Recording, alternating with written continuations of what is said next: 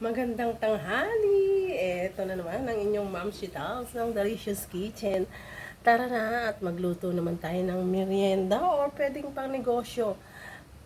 Magluluto tayo ng turon. This is the traditional na merienda ng tayong mga Pinoy.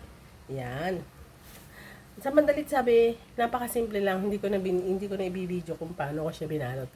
Kumbaga, kailangan mo lang ng wrapper, banana, sugar, at saka ako naglagay ako ng cheese. Kasi pangkain lang dito sa bahay, pero pwede rin pang benta. Try nyo din. Nirap ko lang yung saging, hinap ko lang kalahati, and then nirap ko na siya sa wrapper, nilagyan ko siya ng konting sugar, cheese, at saka brown sugar yung ginamit ko. Hindi ko ni-roll yung banana dun sa sugar, kundi nag-dash lang ako para meron siyang twist dun sa cheese. And then, nirap ko na siya. And then, after that, piprituhin na natin. Yun ang ipapakita ko. Nag-shortcut tayo. Pero tingnan nyo, pwede nyo rin pang negosyo. Maraming salamat. Try nyo. See you.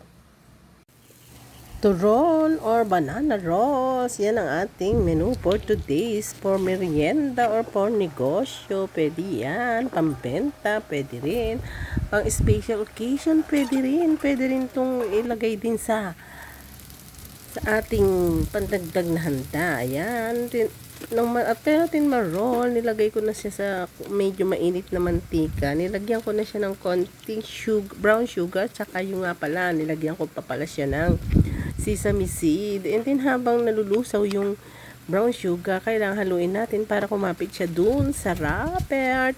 Kaya tuloy-tuloy lang natin hanggang sa maluto. After naman yan maluto, kakapit na yung mga sesame seed or tinatawag nating itawag yan linga, para mabango at saka masarap habang kinakagat mo may twist. Yan, masarap yan. Ganyan lang ginagawa ko.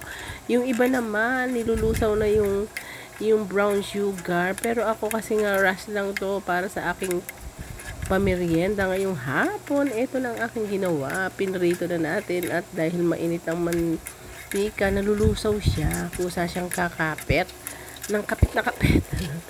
Parang ako lang kumakapit sa pag-asang eto na. Meron na tayong merienda. Ang turon or banana rolls. Ako lang nagsabing banana rolls. Walang mambabas. Para sa akin lang po. Maraming salamat sa